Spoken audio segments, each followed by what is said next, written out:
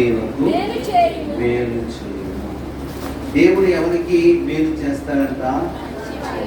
ఇక్కడ రెండు మాటలు చెప్పాడు కాదు.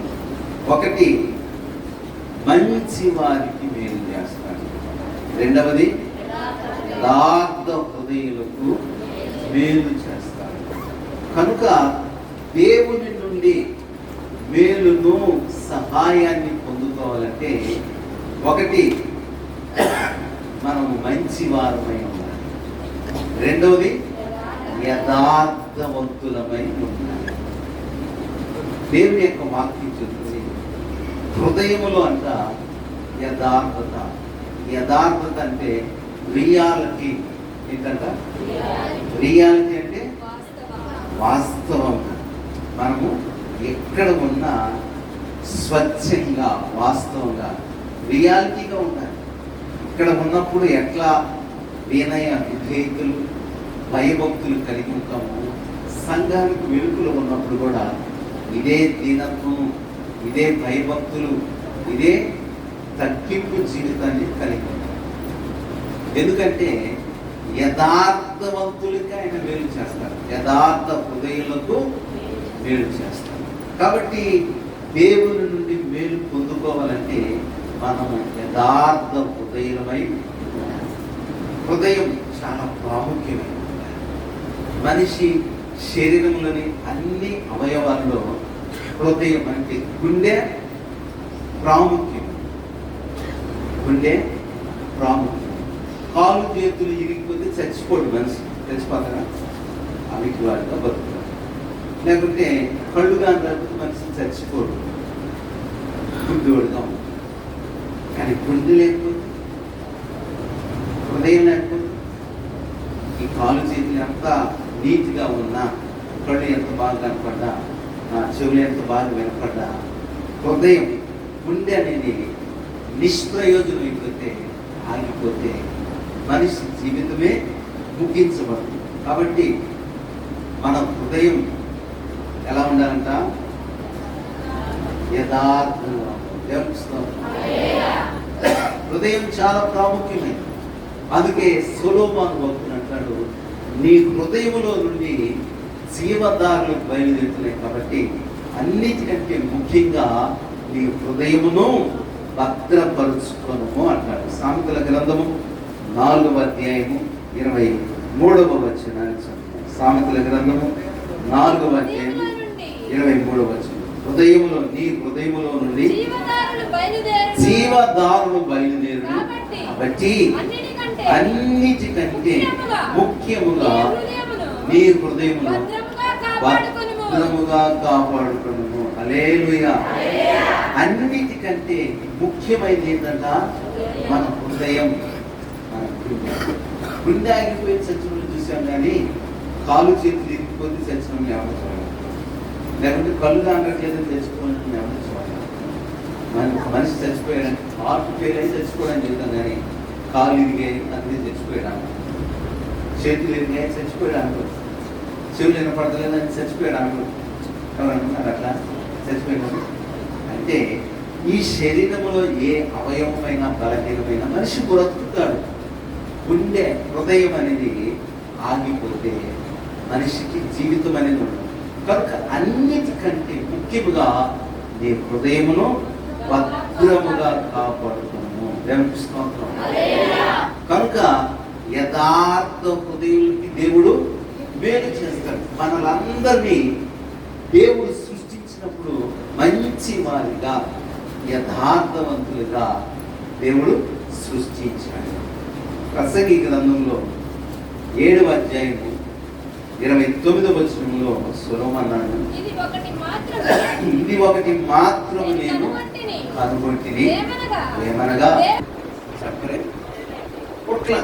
అంటే ఒక మనిషిని దేవుడు ఆరోగ్యం, అంటే కొంత వయసు వచ్చిన తర్వాత, కొంత ఎదిగిన తర్వాత మనిషి ఏమైందంటే మధ్యలో తంత్రాలు కనిపించుకున్నాడు. ఏం కనిపించుకున్నాడు? తంత్రాలు. అంటే మనమందరం కూడా మంచి వారమే, మనమందరం కూడా యథార్థవంతులమే. మధ్యలో పాడైపోయాం. ఏమైపోయాం? మధ్యలో పాడైపోయాం. కనుక దేవుడు అంటున్నాడు, మీరు యథార్థవంతులుగా ఉంటే నేను మీకు మేలు చేస్తాను. ఒకప్పుడు మంచి వాళ్ళని, ఇప్పుడు ఏమైపోయాం? చెడిపోయాం కాబట్టి, పాడైపోయాం కాబట్టి మరలా ఆ మొదటి మంచి స్థితిని మనం కలిగి ఉన్నాం. అందుకే పౌలు అంటాడు ఎఫెసీ పత్రిక 4వ అధ్యాయము 22, 23, 24 వచనంలో, కావు వదులుకొని నీ చిత్తవృత్తి యందు నూతన పరచబడిన వారై నీతియు యథార్థమైన భక్తి గలవారై దేవుని పోలికగా సృజించబడిన నవీన స్వభావమును ధరించుకుని. మునుపు ఎట్లా ఉన్నావు? మునుపు అంటే యేసుక్రీస్తును తెలుసుకోకముందు ఎట్లున్నావు? అయితే మోసకరమైన దురాశలను, చెడిపోయిన మనసుతో మన ప్రాచీన మనస్సుంది. ఇప్పుడైతే మీ చిత్త వృత్తి ఎందు, మీ ఆలోచనలు ఎందు, మీ యొక్క తలంపులు ఎందు నూతన పరచబడిన వారై నీతి యథార్థమైన భక్తి కలిగి దేవుని పోలికగా సృష్టించబడిన తిరిగి అదే యథార్థత హృదయాన్ని మనము కలిగి ఉంటే దేవుడు మనకి మేలు చేస్తాడు. యథార్థంగా ఉంటే ఏంటి మాస్టర్ గారు మేలు ఉపయోగం ఏంటంటే కొన్ని మాటలు చెప్తాను. యథార్థంగా ఉంటే ఆనందంగా జీవిస్తాము. ABCD రాసుకోండి. ఆ తర్వాత పాయింట్లు యథార్థంగా జీవిస్తే, యథార్థంగా బ్రతికితే కలిగే ప్రయోజనం అంటే మొదటిది ఆనందము వారి కొరకు విత్తబడుతుంది. యథార్థవంతుల కొరకు ఆనందము విత్తబడుతుంది. 37వ కీర్తన 11వ వచనం, నీతిమంతుల కొరకు వెలుగును యథార్థ హృదయుల కొరకు ఆనందమును విత్తబడి ఉంది. నీవు యథార్థవంతుడిగా జీవిస్తే నీకు ఆనందం, నీ జీవితంలో వెలుగు. ఈరోజు చాలా మంది జీవితంలో ఆనందం లేకపోవడానికి గల కారణము మాటల్లో యథార్థత లేదు, జీవితంలో యథార్థత లేదు. అందుకే వారి జీవితాలు చీకటిమయమైపోతున్నాయి, వారు సంతోషానికి దూరమైపోతున్నారు. కనుక ప్రభు చెబుతున్నాడు, నేను యథార్థ హృదయమై నడుచుకుంటే నీ జీవితంలో ఆనందము వెలుగు విత్తబడుతుంది. కనుక దేవుని పిల్లలుగా మనం ఏం చేయాలంటే ఎక్కడ ఉన్న యథార్థ హృదయములు కలిగిన వారిగా ఉంటే నీకు వెలుగు విత్తబడుతుంది, నీ కొరకు ఆనందము విత్తబడుతుంది. కనుక నువ్వు యథార్థంగా ఉంటే కలిగే ప్రయోజనం ఏంటి? ఆనందం కలుగుతుంది. యేసుప్రభువు వారిని ఎప్పుడైతే జ్ఞానులు తెలుసుకున్నారో రక్షకులని, అప్పుడంట వారి హృదయము అత్యానంద భక్తులైపోయింది. మత్తయి సువార్త 2వ అధ్యాయం 10వ వచనంలో, వారు ఆ నక్షత్రమును చూసి అత్యానంద భక్తులై ఇంటిలోనికి వచ్చి చూసి సాగిలపడి ఆయన పూజించి సమర్పించి ఆయన ఆరాధించారు. యథార్థంగా ఉంటే నీ జీవితంలో ఎప్పుడు ఆనందమే, వెలుగే, చీకటి జీవితం అనేది ఉండదు, భయం అనేది ఉండదు. గమనిస్తాం. ఈరోజు మనుషులకి ఏం లేదు, ఏం లేదు, ఆనందం లేదు. సంతోషం ఎక్కడ ఉందని, సమాధానం నాకు దొరికేనని జగమంతా వెతికాను, జగులందరి వెతికాను, జగమంతా వెతికాను, చివరికి నీలోనే కనుగొన్నాను. దేవుడవయ్యా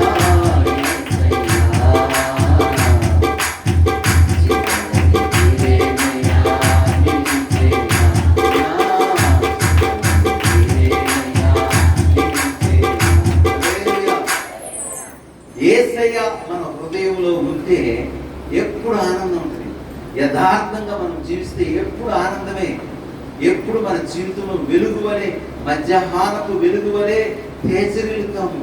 కనుక యథార్థ హృదయులకి ఆయన మేలు చేస్తాడు. యథార్థంగా జీవిస్తే నీ హృదయంలో ఈ బ్రతుకులో ఎప్పుడు ఆనందం ఉంటుంది. రెండవది, యథార్థ హృదయులను దేవుడంట ఎప్పటికప్పుడు బలపరుస్తారంట. దినవృత్తాంతాల 2వ గ్రంథము 16వ అధ్యాయము 9వ వచనం చదివితే, తన ఎడల యథార్థ హృదయం గల వారిని బలపరచుటకై యెహోవా కనుదృష్టి లోకమంతటా సంచారం చేసి. ఎవరిని బలపరచడానికి? నీ జీవితంలో యథార్థవంతుడిగా నీవు బ్రతుకుతూ ఉంటే నిన్ను బలపరచడానికి ఆయన కనుదృష్టితో నిన్ను వెతుకుతూ ఉంటాడు. లోకమంతటా యెహోవా కనుదృష్టి యథార్థవంతులను బలపరచుటకు సంచరిస్తూ. కనుక యథార్థత ద్వారా ఎప్పటికప్పుడు బలాన్ని పొందుతాం. యథార్థత ద్వారా ఆనందకరమైన జీవితము, యథార్థత ద్వారా బలపరచబడతాం. 3వది మనం చూస్తే, నీతి ఎడతెగక నిలుస్తుందంట. అంటే నీతిమంతులుగా మార్చబడతాము. కీర్తన గ్రంథము 36వ కీర్తన 10వ వచనం, నిన్నెరిగిన వారి ఎడల నీ కృపను, యథార్థ హృదయ ఎడల నీ నీతిని ఎడతెగక నిలుపుము. యథార్థ హృదయం కలిగినటువంటి వారి జీవితంలో నీతి ఉంటున్నారు. నీతి. మనిషి ఎట్లా నీతిమంతుడు అవుతాడు? ఎట్లా నీతిమంతుడు అవుతాడు? రాత్రి కూడా చిన్న పాయింట్ కలిసి చేసింది. మనుషులు ధర్మకార్యాలు చేస్తే, పుణ్యకార్యాలు చేస్తే, సత్రాలు కట్టిస్తే, సలివేంద్రాలు పెడితే నీతిమంతులు అయిపోతారా? లేకపోతే డబ్బుంటే నీతిమంతులు అయిపోతారా? ఎమ్మెల్యేలు నీతిమంతులు, ఎంపీలు నీతిమంతులు, మంత్రులు, ప్రధానమంత్రులు నీతిమంతులని బైబిల్లో రాయబడలేదు. కానీ ఆయన రక్తము వలన ఇప్పుడు నీతిమంతులుగా తీర్చబడి మరింతగా ఉగ్రత నుండి మనము రక్షించబడుతున్నామని రోమీయులకు రాసిన పత్రిక 5వ అధ్యాయం 9వ వచనంలో పౌలు భక్తులు స్పష్టంగా చెప్పారు. ఇప్పుడు మనం ఎవరము? ఆయన రక్తములో కడగబడిన నీతి కలిగిన జనాంగం. గట్టి స్తోత్రం చూద్దాం. హల్లెలూయా. డబ్బున్న వాళ్ళు నీతిమంతులు, అధికారం ఉన్న వారు నీతిమంతులు, ధర్మాలు చేసేవాళ్ళు నీతిమంతులు అని చెప్పట్లా వేదవాక్యం. యేసు రక్తంలో కడగబడిన మనుషులందరూ నీతిమంతులు. కనుక యథార్థ హృదయుల ఎడల ఎడతెగక నీతిని నిలుపుతాడు. దేవునికి స్తోత్రం. హల్లెలూయా. 4వది మనం చూస్తే, యథార్థ హృదయులంట వారి ఆశ ఎల్లప్పుడూ కూడా స్థిరపరచబడుతుంది. 64వ కీర్తన 10వ వచనం చూస్తే, యథార్థ హృదయులు అతిశయశీలుడు అని సంతోషించుచు యథార్థ హృదయులందరూ అతిశయులుదురు. దేవునికి స్తోత్రం. అంటే గర్వంగా ఫీల్ అవుతారంట. ఎవరంట? యథార్థ హృదయం. అతిశయశీలుదురు, అతిశయించరు. నిజమే. మన అతిశయం అంటే యేసయ్య. దేవుడిని నేను నమ్ముకున్నాను, సృష్టికర్త నేను ఆరాధిస్తున్నాను, నా అతిశయం. కీర్తన గ్రంథంలో కీర్తనకారుడు అందరూ గుర్రములను బట్టి, రథములను బట్టి అతిశయిస్తాను. అయితే దేవుడిని యెహోవాను బట్టి అతిశయించాలి. దేవునికి స్తోత్రం. కనుక వాక్యం చెబుతుంది, యథార్థ హృదయము కలిగి ఉంటే ఆనందంగా ఉంటాము. యథార్థ హృదయం కలిగి ఉంటే ఎప్పుడు దేవుడు నిన్ను బలపరుస్తాడు. యథార్థ హృదయుడుగా ఉంటే నీతిని ఎడల నిలబడుతుంది. యథార్థ హృదయుడుగా ఉంటే అతిశయులు కావు. దేవునికి స్తోత్రం. హల్లెలూయా. హల్లెలూయా. చూడండి, యథార్థ హృదయము కలిగిన వారిని మనం ఎలా గమనిస్తాం? ఇప్పుడు ఏం చెప్పాను నేను మీకు? ఒక భాగం చెప్పాను. ఒక భాగంలో ఏం చెప్పానంటే, యథార్థ హృదయం కలిగి ఉంటే చెప్పండి, ఆనందిస్తాము, బలపరచబడతాము, నీట్గా జీవిస్తాము, అతిశయిస్తాము. యథార్థవంతులు మరి ఎట్లా మనం ప్రూవ్ చేసుకోవాలి, నిరూపించుకోవాలి? ఇప్పుడు 1 by 1 పాయింట్ చెప్తాం. దేవునికి స్తోత్రం. యథార్థ హృదయులు ఎట్లా ఉంటారంట? నెంబర్ 1, వారు ఎప్పుడు దేవునికి కృతజ్ఞతాస్తుతులు చెల్లిస్తారు. ఎవరు? యథార్థ హృదయులు దేవునికి కృతజ్ఞతాస్తుతులు చెల్లిస్తారు. కీర్తనల గ్రంథము 119వ దావీదు కీర్తన 7వ వచనాన్ని చదువు. 119వ దావీదు కీర్తన. నీతి గల నీ న్యాయ విధులను నేను నేర్చుకున్నప్పుడు యథార్థ హృదయముతో నీకు కృతజ్ఞతాస్తుతులు చెల్లించాను. నీవు యథార్థ హృదయుడు అని ఎలా నిరూపించబడుతుందంట? కృతజ్ఞతాస్తుతులు చేస్తావు. ఎప్పుడు దేవుడు ఏం చేస్తావు? స్తుతిస్తావు. హల్లెలూయా. ఆయన న్యాయ విధులను నేర్చుకుంటాం. ఆయన న్యాయ విధులు నేర్చుకుంటూ యథార్థ హృదయంతో దేవునికి కృతజ్ఞతాస్తుతులు. కృతజ్ఞత అంటే చేసిన మేలును బట్టి తలపోసుకుంటూ ప్రభువుని స్తుతించడమే. హల్లెలూయా. నువ్వు దేవుని స్తుతిస్తుంటే యథార్థ హృదయం కలిగిన వారు. కానీ చాలా మంది మొక్కుబడిగా స్తుతిస్తారు. ఎట్లా స్తుతిస్తారు? స్తోత్రాలు చెప్పాలి కాబట్టి, హల్లెలూయా అనాలి కాబట్టి, వందనాలు అనాలి కాబట్టి, దేవుడు గొప్పవాడు అనాలి కాబట్టి కాదు. నీ జీవితంలో ఏ ఏ పేర్లు చేశాడో, గతంలో నీకు ఎన్ని ఆశ్చర్యకార్యాలు చేశాడో వాటన్నిటిని జ్ఞప్తికి జ్ఞాపకం చేసుకుని హల్లెలూయా. ఇప్పుడు 103వ కీర్తనలో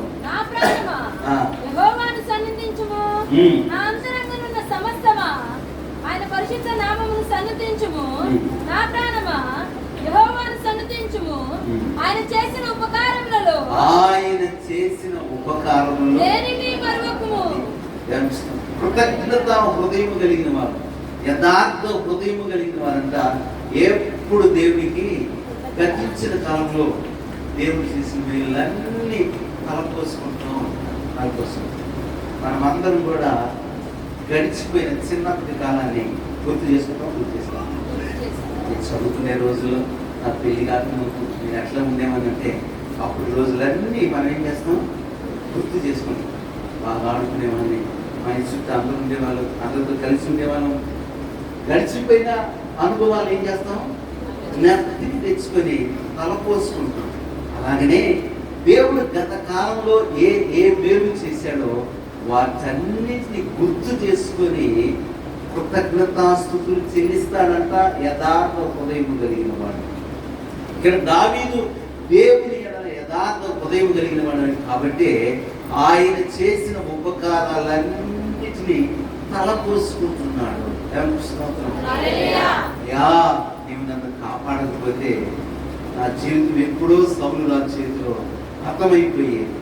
నన్ను కాపాడావు, నన్ను రక్షించావు.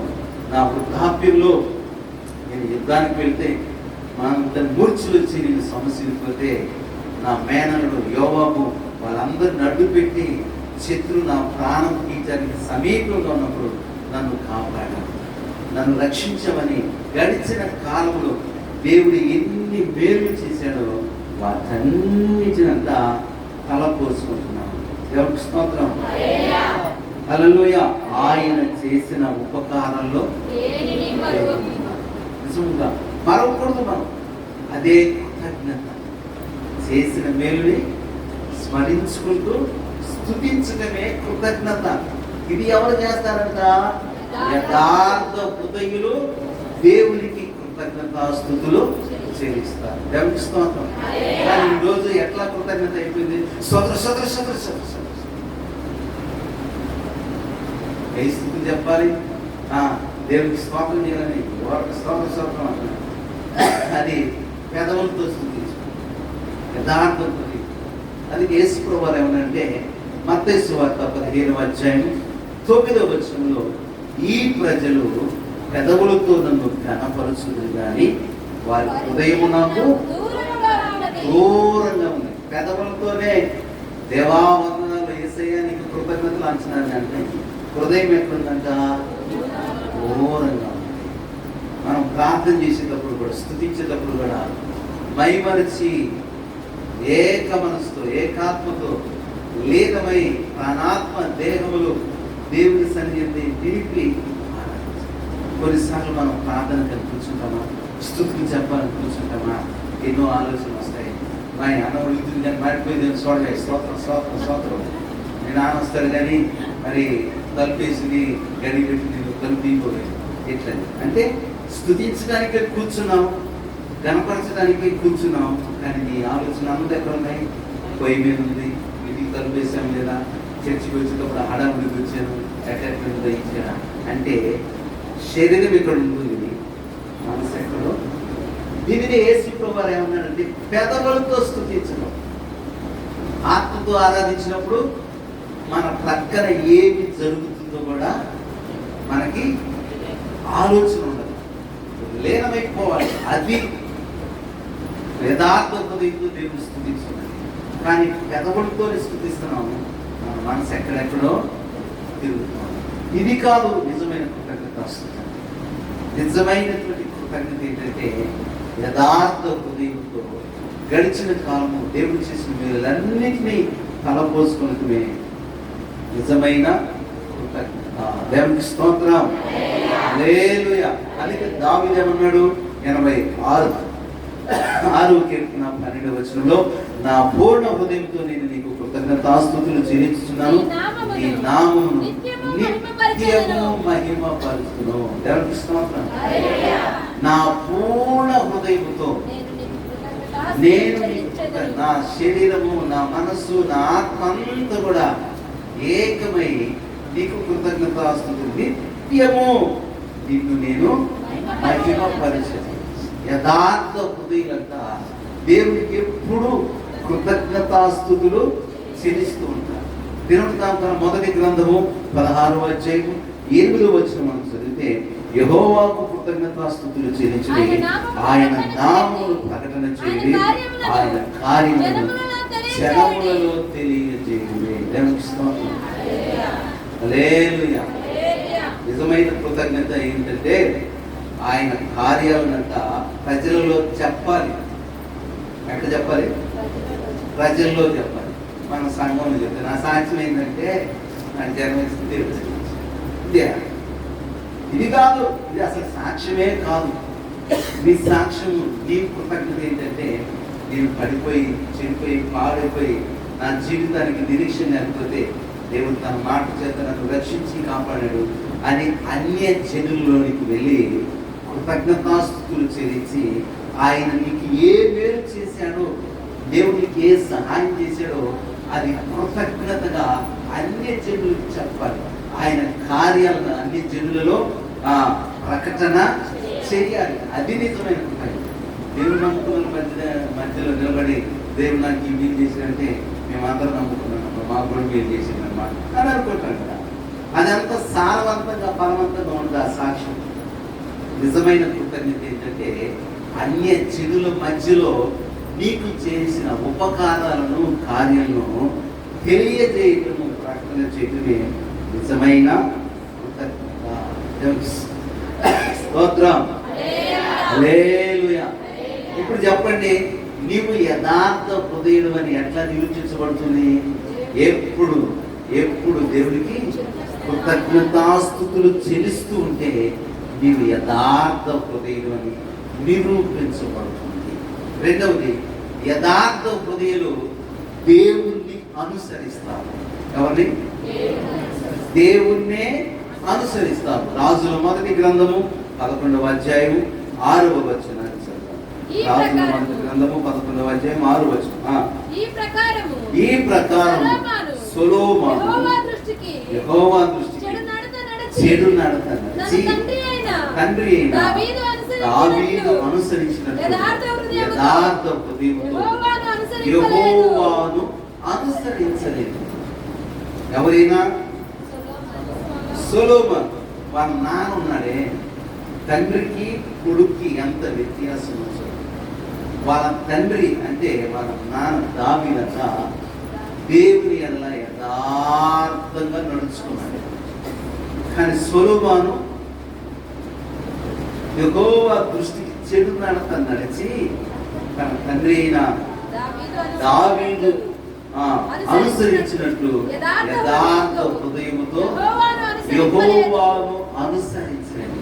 అంటే మనుషుల కోసమే భక్తి చేస్తున్నారు, మనుషుల కోసమే భక్తి చేస్తున్నారు, మనుషుల్ని మెప్పించడానికే దేవాలయాన్ని కట్టాడు. కానీ నిజంగా వాళ్ళ నాన్న దావీదు నడిచినట్టుగా దేవుని అడుగు జాడలు నడవాలి.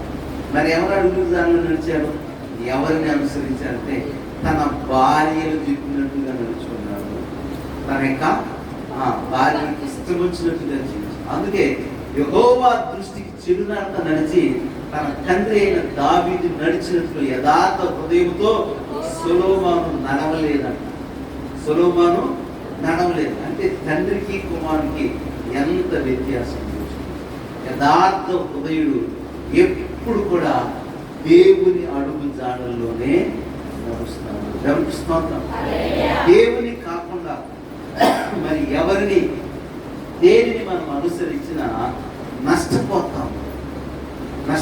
కీర్తన గ్రంథము 16వ కీర్తన 4వ వచనంలో దావీదు అంటాడు, యెహోవాను విడిచి వేరొకరిని అనుసరించు వారికి శ్రమలు విస్తరించు.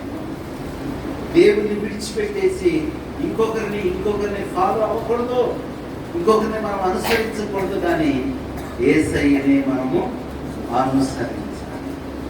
దావీదు దేవుణ్ణే అనుసరించాడు యథార్థ హృదయంతో. అందుకే అతని రాజ్యం సుభిక్షంగా ఉంది. సొలొమోను దేవుని అనుసరించుకున్న తన భార్య యొక్క ఆలోచన ప్రకారం నడుచుకున్నాడు. సొలొమోను రాజ్యంలో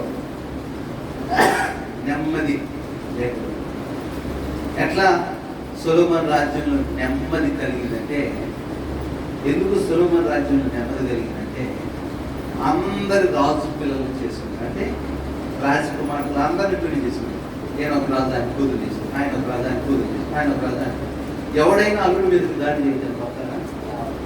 ఇక రాజులందరికీ మా అల్లుడు అయిపోతే ఏ రాజు రాడు కదా. అందుకే సొలొమోను యొక్క జీవితంలో ప్రశాంతం అంటే భార్యను అనుసరిస్తున్నాడు కాబట్టి ప్రశాంతత కలుగుతుంది అనుకున్నాడు.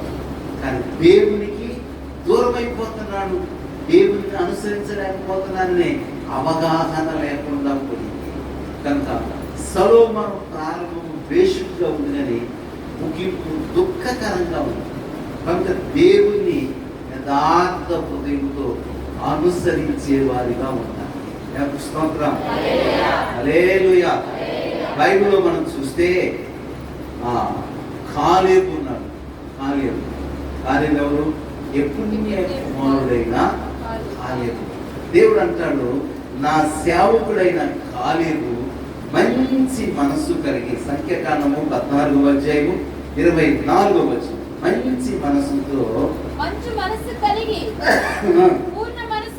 పూర్ణ మనస్సుతో నన్ను అనుసరించిన హేతువు చేత అతడు పోయిన దేశము అతన్ని ప్రవేశపెట్టెదను. గట్టిగా స్తోత్రం చెప్పండి. ఎవరంట? నా సేవకుడైన కాలేబు మంచి మనసుతో నన్ను అనుసరించు.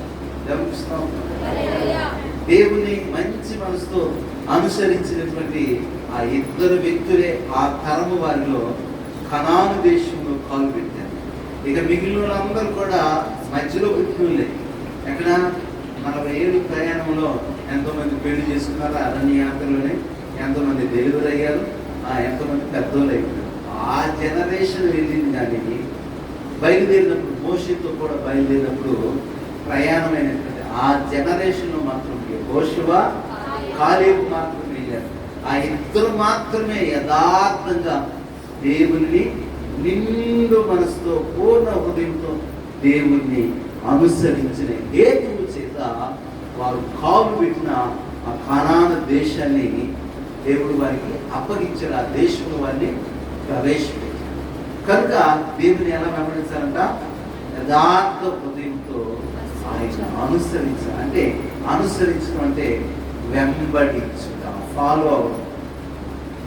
కనుక మనం ఎవరిని ఫాలో అవ్వాలి? యేసయ్యనే మనము అనుసరించాలి. ఇంకొక రాజు ఉన్నారు చూడండి, యెషయా గ్రంథము 38వ అధ్యాయం 3వ వచనంలో ఈయన పేరు హిజ్కియా. ఈయన ఏం చేశాడంట?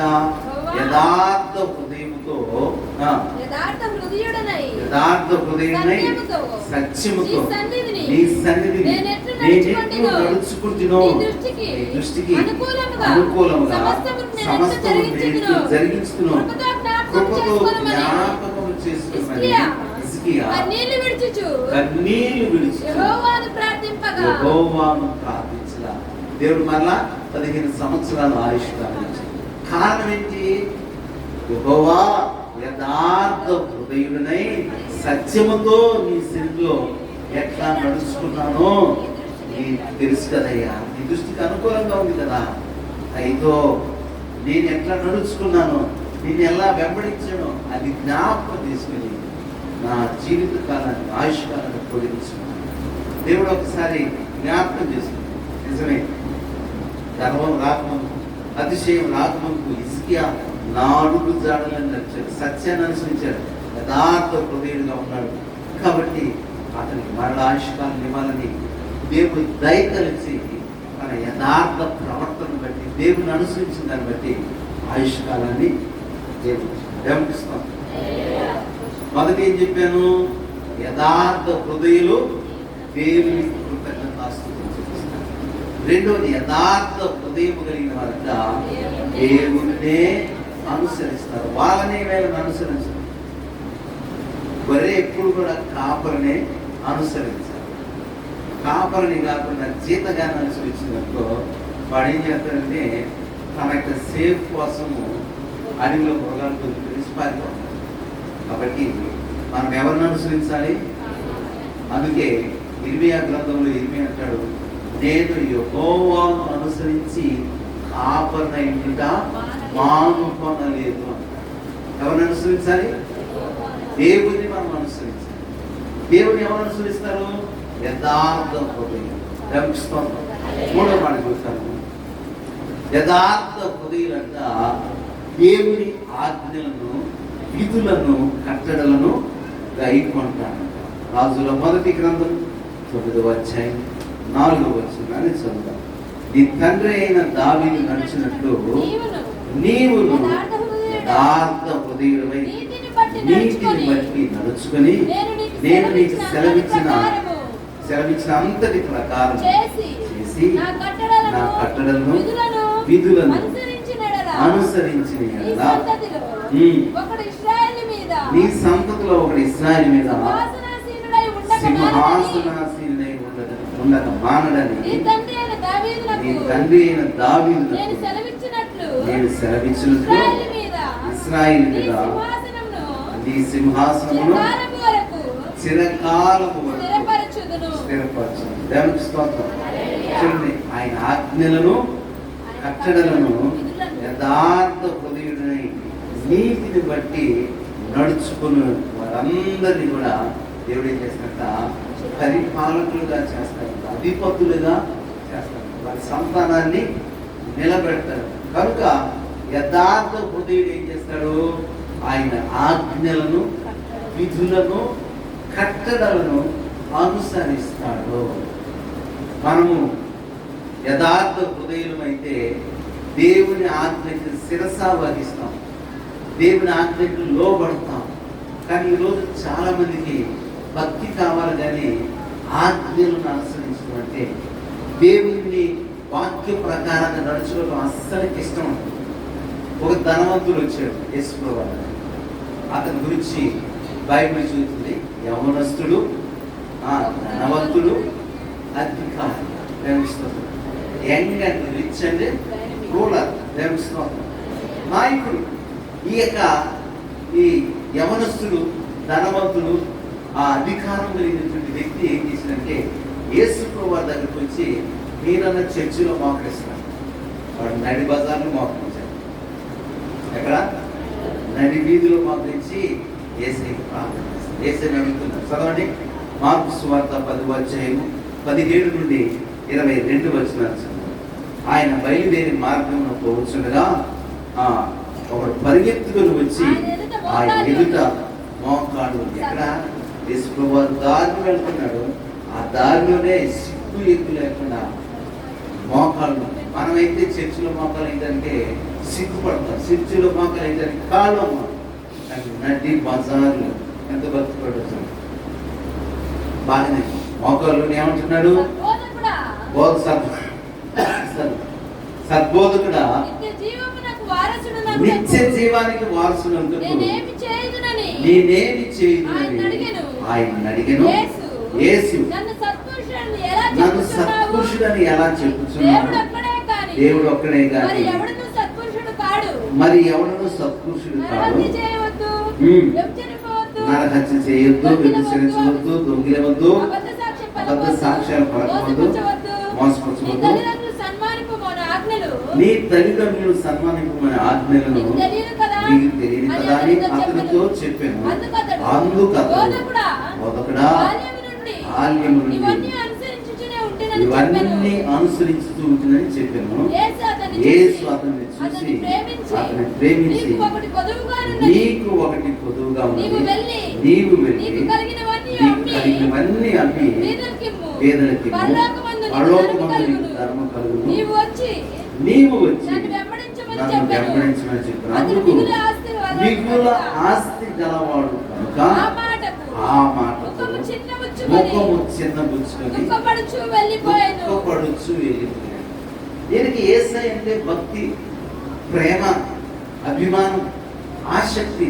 యేసయ్యా నేను నిత్య జీవానికి వారసుని అవ్వాలంటే నేనేం చేయాలంటే యేసయ్య అన్నాడు ఆజ్ఞలను గైకొను, ఆజ్ఞలను అనుసరించంటే చిన్నప్పటి నుండి సండే స్కూల్ నుండే నా తల్లిదండ్రులను సన్మానిస్తున్నా, నా పొరుగు వారిని హాస్పిటల్ నరహత్య దొంగల ఇవన్నీ చేశానని చెప్తే యేసు ప్రభువారు కూడా నిజమే ఇందులో అన్ని పర్ఫెక్ట్గా అనుభవాలు ఉన్నాయి. అయితే నిదాన్ని చేశాను ఒక్కటి కొద్దుగా ఉంది, ఒక్కటి కొద్దుగా ఉంది. నీవు నన్ను అనుసరించాలంటే, నన్ను వెంబడించాలంటే ఆ కొరతను కూడా ఫుల్ఫిల్ చేసుకొని అప్పుడు నీవు నన్ను వెంబడించాలంటే ఏంటి ప్రభావ చెప్పండి, చేసి పడేస్తా లేదా పనేం కాదు. అయితే నీవు మిగుల ధనవంతుడు. మిగుల ధనవంతులు వేరు,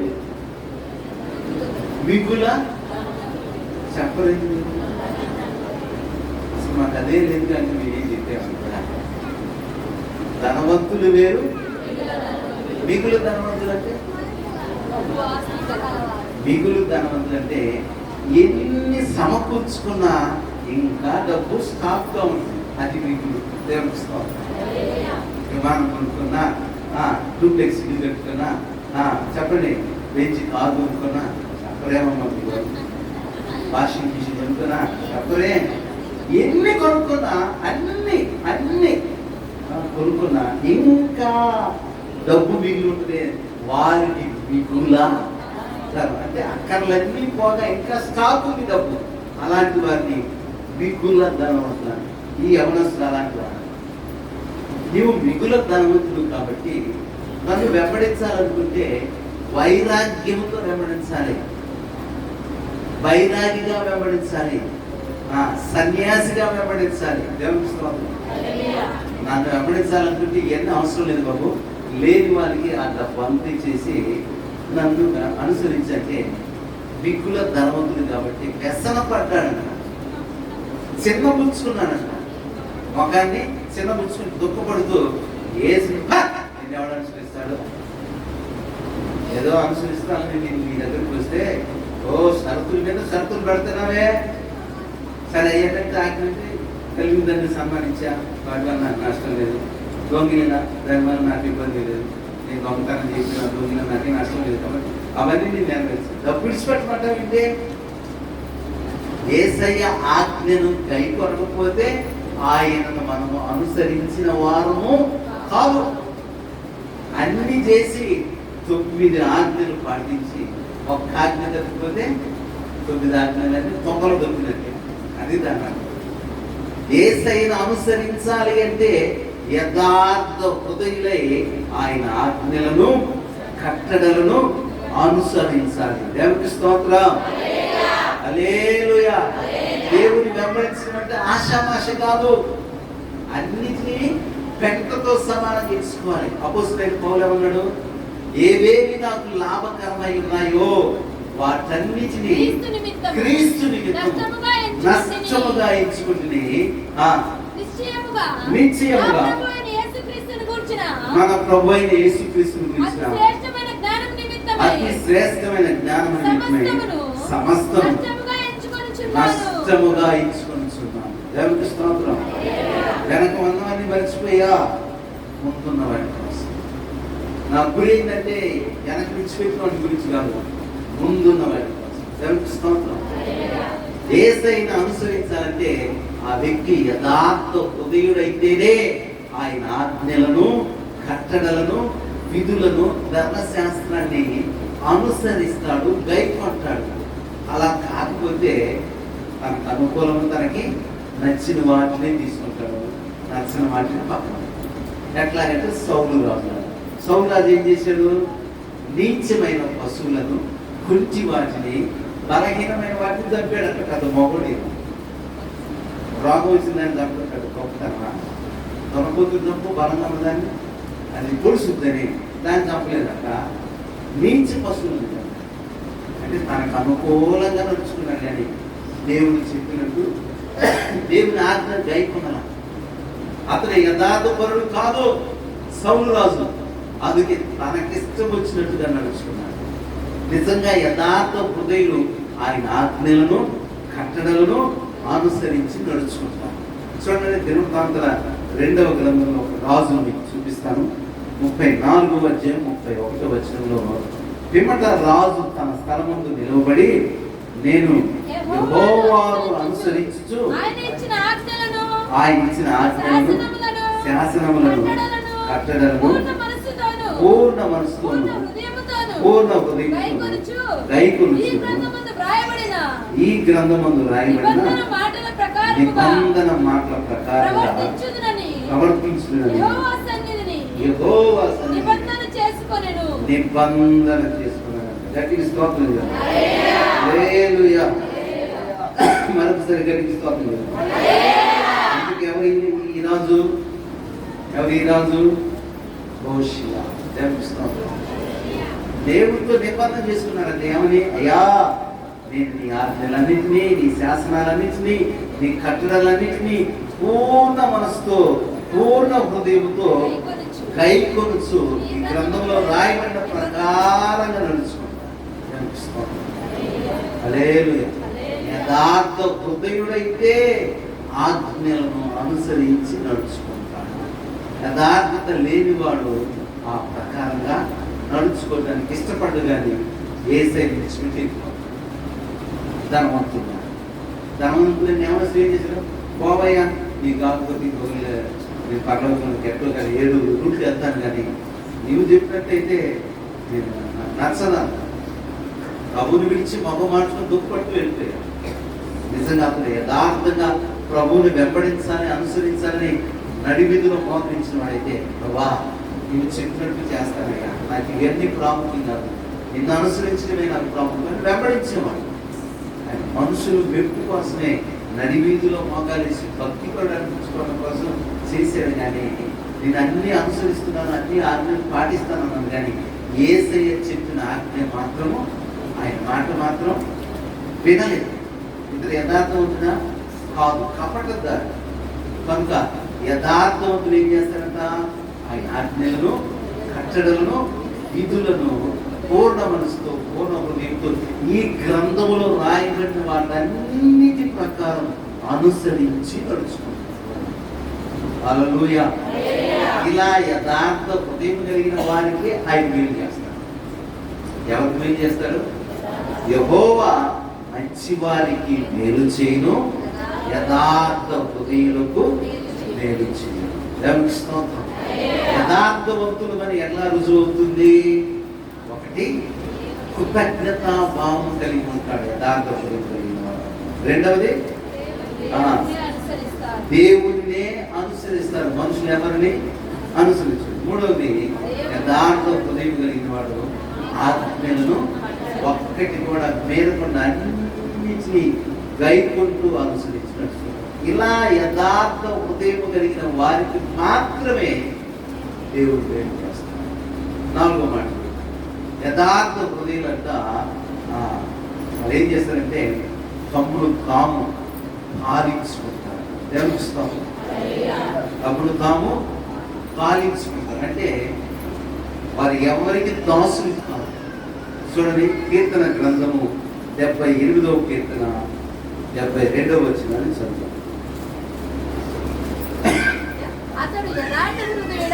అతడు యథార్థ హృదయుడై వారిని పాలించెను, కార్యములందు నేర్పరి అయి వారిని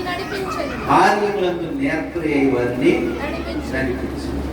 ఇక్కడ దావీదు అంటున్నాడు, యథార్థ హృదయుడై వారిని పాలించెను, కార్యములందు నేర్పరి అయి వారిని నడిపించెను. హల్లెలూయా. అంటే మనల్ని మనమే పాలించుకోవాలి, మనం ఎవరికి దాసులకు కాకూడదు. ఈరోజు కుటుంబాన్ని ఎలా పాలిస్తున్నారు? కుటుంబాన్ని ఎలా పాలిస్తున్నారు అంటే పక్షపాతంగా పాలిస్తున్నారు. ఎట్లా? ఏ పక్షపాతం అంటే చిన్న కొడుకు ఒకలాగా, పెద్ద కొడుకు ఒకలాగా, పెద్ద బిడ్డ ఒకలాగా, చిన్న బిడ్డ ఒకలాగా. పెద్ద బిడ్డ అయితే దానికి గోల్డ్ కట్ చేయదు, చిన్న బిడ్డ అయితే ముగ్గురు బిడ్డని ఇది తెచ్చి కొత్త బట్టలు తెచ్చి ఇస్తే ఇదేమంటారు? వీళ్ళని పక్షపాతంగా ఈ కుటుంబాన్ని మేము పాలిస్తున్నాం. ఇందువల్లే కదా భేదాభిప్రాయాలు వచ్చేది. బైబిల్లో ఇస్సాకు రిబ్కా ఏం చేశారు? తండ్రి ఏమో ఏశావును ప్రేమించాడు, తల్లి ఏమో యాకోబు. అంటే పక్షపాతం. నువ్వు అమ్మ కొడుకువి, నువ్వు నాన్న కొడుకువి, నువ్వు అమ్మ కూతురువి, నీవు నాన్న కూతురి. అచ్చలు అది నా పోలికి చిన్నది, పెద్దోడు కొడుక పది కొడుక. మాట్లాడే విషయంలో జ్ఞానం ఉండదా? భేదాభిప్రాయాలు కలుగు చేస్తున్నావు. ఓహో, నువ్వు అమ్మ బిడ్డవా, నువ్వు నాన్న కొడుకువా, నువ్వు అమ్మ కూతురువా. మనమే ఏం చేస్తున్నామంట? పక్షపాతంగా కుటుంబాన్ని పరిపాలించుకుంటున్నాం. యథార్థవంతుడైతే తన హృదయాన్ని, తన ప్రజలను మరి చక్కగా పరిపాలన చేస్తారని దావీదు భక్తుడు. ఈరోజు కుటుంబాల్లో భేదాభిప్రాయాలు రాకుండా కారణం వాడంటేనే ఇష్టమమ్మా నీకు, నేనంటే అసలు ఇష్టం లేదని ఆ పసి హృదయాల్లో భేదాభిప్రాయాలు కలిగేసరికి పెద్దవాళ్ళు అయిన తర్వాత అన్నలు డబ్బులు కొట్టుకుంటున్నారు. అదే మీ అన్నరా, మీ తమ్ముడు అని ఇంటికి ఎవడైతే నాకెందుకే అది డబ్బు ఇవ్వకుండా, వాడికి నాకు అసలు ప్రేమ లేదు, వాడికి నాకు సంబంధం, వాడి పేరే నా ఇంటి. ఇంత ద్వేషానికి గల కారణం ఏంటి? మనమే పక్షపాతంగా బిడ్డలు పెంచుకున్నాం, పక్షపాతంగా వారి పట్ల వ్యవహరించాము. యథార్థ హృదయంతో చిన్న బిడ్డ పట్ల, పెద్ద బిడ్డ పట్ల, చిన్న కొడుకు పట్ల, పెద్ద కొడుకు పట్ల ఒకే రకంగా ఫాలో అవ్వాల. ఎందుకే అన్ని కుటుంబాల్లో అందుకు సస్తూ ఉన్నారు. వారు మన కడుపులు పుట్టిన వారైనా మనం ఏం చేస్తాం? పక్షపాతాన్ని చూపిస్తాం. కానీ దేవుడు అంటున్నాడు, యథార్థ హృదయుడిపై నిన్ను నీవు పరిపాలన చేసుకో, నీ కుటుంబాన్ని పరిపాలన చేసుకో. ఎవరికి స్తోత్రం. హల్లెలూయా. పెద్దోడికేమో 1000 రూపాయలు బట్టలకి, చిన్నోడికి 300 బట్టలు. అరే, నీకు అంత అవసరం లేదు కదా. చూసారా? ఇది ఖర్చు కాదు అని వాక్యం చెప్తుంది. యథార్థత. దేవునికి స్తోత్రం. అంటే మనం ఎంతసేపుకి యథార్థత అంటే ఆ దేవుడి విషయంలోనే అనుకుంటున్నాం, కానీ మన కుటుంబం పట్ల కూడా యథార్థ పనులు కాకపోతాం. కొందరు భార్యలు భర్తలకు యథార్థంగా బ్రతకట్లేదు, కొందరు భర్తలు భార్య పట్ల యథార్థంగా ప్రవర్తించట్లేదు. అందుకే కుటుంబంలో సమస్యలు కలుగుతున్నాయి. కనుక మనం ఇంత ఉన్న, వీధిలో ఉన్న, సంఘంలో ఉన్న, సమాజంలో ఉన్న ఎలాంటివి ఉన్నారంట? యథార్థ హృదయులమై ఉండాలి. యోగు వర్ధిల్లడానికి గల కారణం అతని యథార్థతను బట్టి. యోగు గ్రంథము 8వ అధ్యాయం 5-6 వచనాలు చూడండి. అక్కడ దేవుని యొక్క వాక్యం చెప్తుంది, మొదటి నీ అభివృద్ధి కొద్దిగా ఉండినను తుదను నీవు మహాభివృద్ధి అని దేవుడు చెబుతున్నాడు. నీవు పవిత్రుడవై యథార్థవంతుడవై నిశ్చయముగా ఆయన నీ యందు శ్రద్ధ నిలిపి నీ నీతికి తగినట్టుగా నీ నివాస వర్ధిల్ల చేయును. హల్లెలూయా. మొదట కొద్దిగా ఉన్న చివరికి నీవు మహాభివృద్ధి. ఎందుకు యోగు మహాభివృద్ధి చెందారంటే యథార్థత. కొంత దేవుని పిల్లలమైన మనం ఎట్లా ఉండాలా? సంఘంలో ఉన్న, సమాజంలో ఉన్న, కుటుంబ విషయమైన, సంఘ విషయమైన, వ్యక్తిగత విషయమైన యథార్థత. దేవుని స్తోత్రం. హల్లెలూయా. నీ భర్త పట్ల నీవు యథార్థంగా ప్రవర్తించు, నీ భార్య పట్ల నీవు యథార్థంగా ప్రవర్తించు, నీ తల్లిదండ్రుల పట్ల యథార్థంగా ప్రవర్తించు. దేవుడు నీకు తప్పకుండా మేలు చేస్తాడు. కానీ ఈరోజు సంఘాల్లో ఎందుకు గొడవలు వస్తున్నాయి? కొన్ని సంఘాల్లో ధనవంతులకి మాత్రమే ఆ సంఘాల్లో ప్రవేశం, సామాన్యులకి పేదవాళ్ళకి అనుమతి లేదు. కారణం ఏంటంటే వాళ్ళు సీట్లు కూడా వేసుకుంటారు, వాళ్ళ దగ్గర డబ్బులు లేవు, వాళ్ళు మురికిగా ఉంటారు.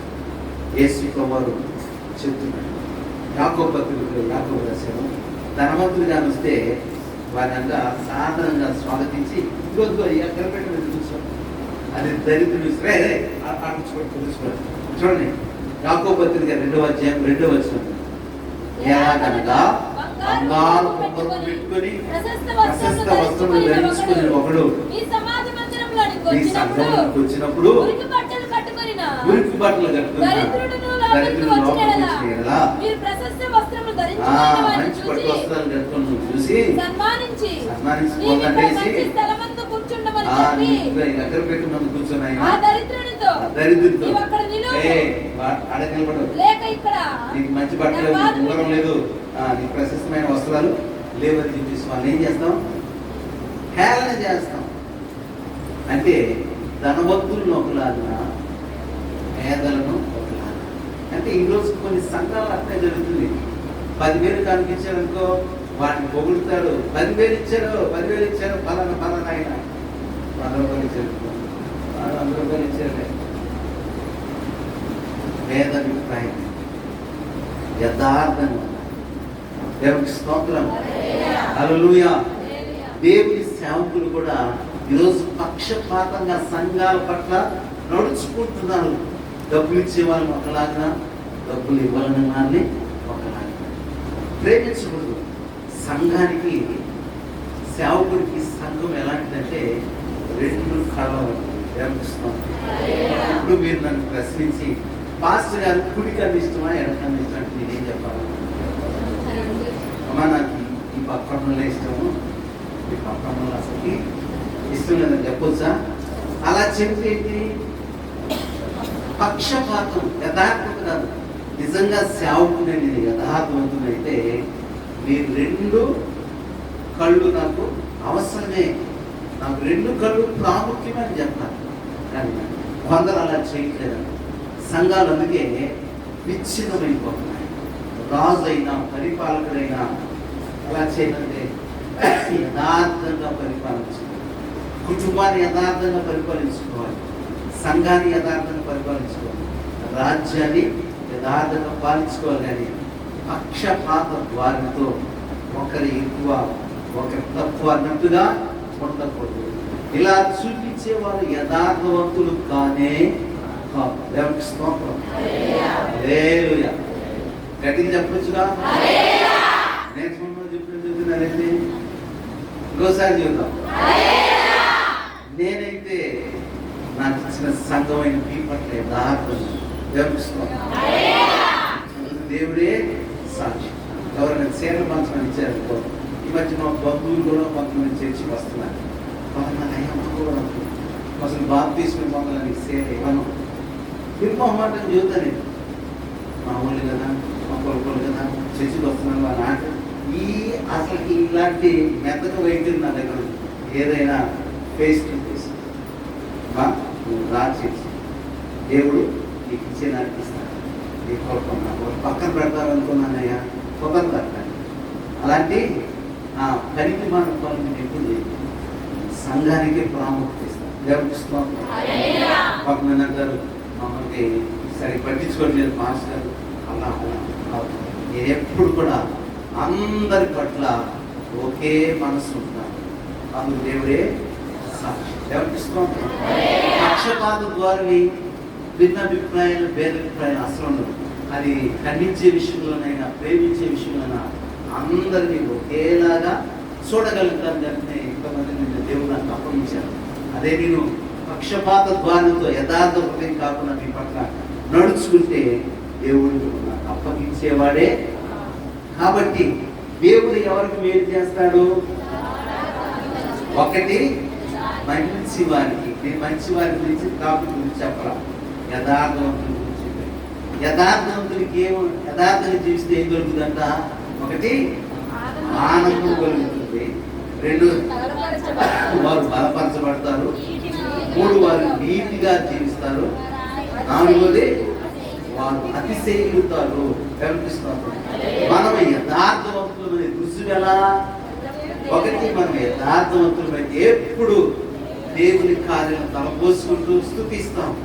మనం స్వార్థపరులమైతే, యథార్థవంతులు కాకపోతే పెట్టినరోజు పెళ్ళికూడు లేకపోతే దినం కూడా అన్నట్టు మాట్లాడతాం. మీరు చేసిన రోజు గొప్ప దేవుడు అంటాం. కష్టం దగ్గర ఏం దేవుడు అంటే పాస్టర్, ఏం చేస్తే పాస్టర్ అంటే నువ్వు యథార్థవంతుడు కాదు. చేసిన రోజే స్తోత్రం అంటున్నావు, చేయని రోజే మేలు చేయని రోజులే ఏం దేవుడు లేని అంటున్నావు. అంటే నువ్వు యథార్థవంతుడు అయితే ఎప్పుడు కూడా యోగులాగా ఏం చేస్తావు?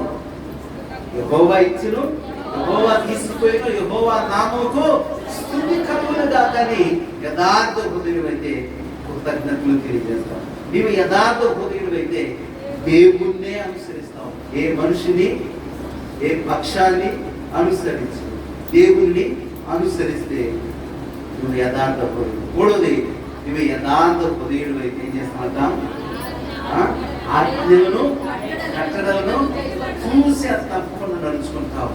మనుషుల కోసం నువ్వు భక్తి చేసేవాడు అయితే యేసు ప్రభువు మాట కఠినం అనిపిస్తే మొక్కం చిన్నపుచ్చుకొని ఆ ధనవంతులాగా నీ వద్దు, నీ పరలోకం వద్దని వెళ్ళిపోయాడు. వాడెవడంటే వేషధారి. సమాజంలో ఇతడు భక్తిపరుడు, ధనవంతుడు అని ప్రజల మెప్పు కోసం మాత్రమే బజార్లో మోకాలు. నిజంగా యథార్థవంతుడు అయితే, ప్రభా నేను వెంబడించాలనుకుంటున్నాను, నీ అడుగుజాడలో నడుచుకోవాలనుకుంటున్నాను, నాకు ఈ డబ్బుది వింటే పని వైరాగ్యంగా నేను వెంబడిస్తాను అని యేసయ్యను అనుసరించేవాడే. కానీ అతను యథార్థవంతుడు కాదు కనుకనే యేసయ్యను విడిచిపోయాడు. యథార్థవంతులు ఎలా ఉంటారు? తమ్మును తాము పాలించుకుంటారు. తమ కుటుంబం పట్ల యథార్థంగా ఉంటారు. ఇద్దరు బిడ్డలైనా, ముగ్గురు బిడ్డలైనా, ఒక బిడ్డైనా వారి పట్ల ఒకే రీతిగా ప్రవర్తించాలి.